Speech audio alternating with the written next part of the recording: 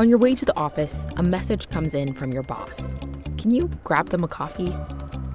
They pay you back in a different app. You go to another app to place an order for pickup, and your mobile wallet needs to be updated. Okay, there. Now, coffee, which took 4 apps to accomplish. But in China, it takes just one, WeChat, a super app. You just don't have to futz around with your phone, remembering different passwords, opening and closing different apps. It just makes it easy. So why isn't there a super app in the US? My idea would be like, how about if we just copy WeChat? Though some apps have multiple functions, creating a super app in the US is the holy grail for some tech CEOs, and for good reason. Take another look at WeChat. The app launched in 2011 as a social media and messaging service. By the next year, it added a PayPal-like payment option. And in the following years, it would integrate a slew of other features, including games, shopping, food delivery, healthcare, and mini apps. It really sort of does everything. In some ways, it's a stand-in for the internet itself. And users liked it.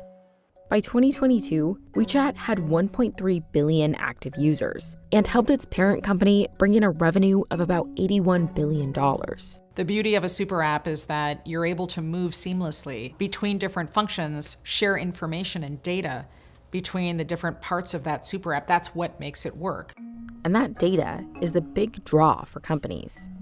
Let's look back at the apps you used to make that coffee order again. Apps in the US are largely restricted from tracking you across your phone, so each company is only collecting data while their app is open. But with WeChat, you don't have to leave it to make that order or message your boss or even post a photo of that coffee on social media.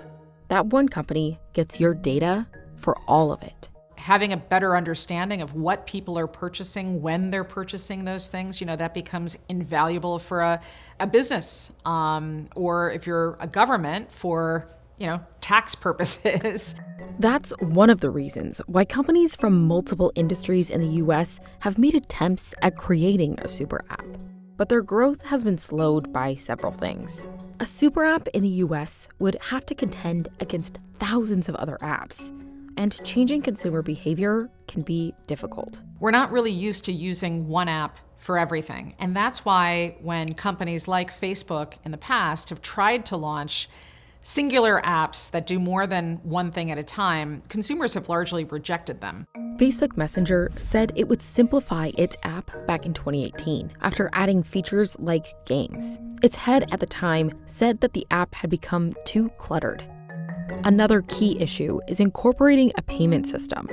Take Snap, for example. Its payment system, SnapCash, shut down after 4 years, while apps like Venmo and Zelle were growing.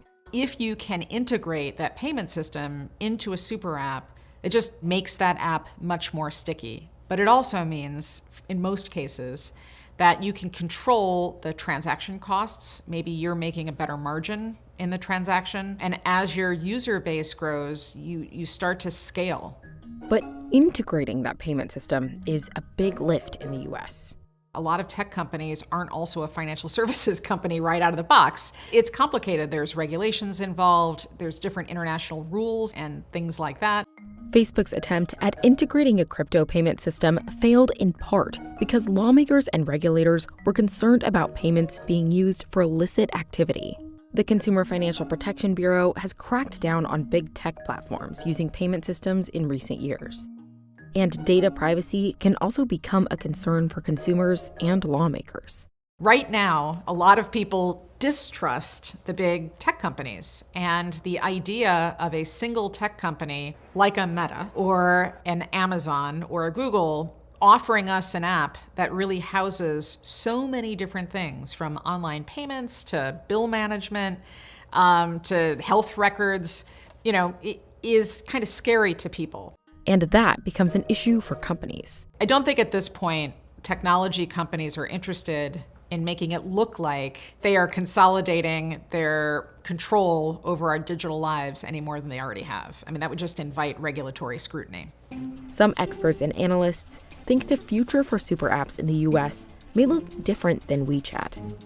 I think the path forward for the super app concept in the United States has more to do with verticals than sort of a one ring to rule them all. So, for example, a single healthcare app might house your medical information, as well as features for making appointments and payments.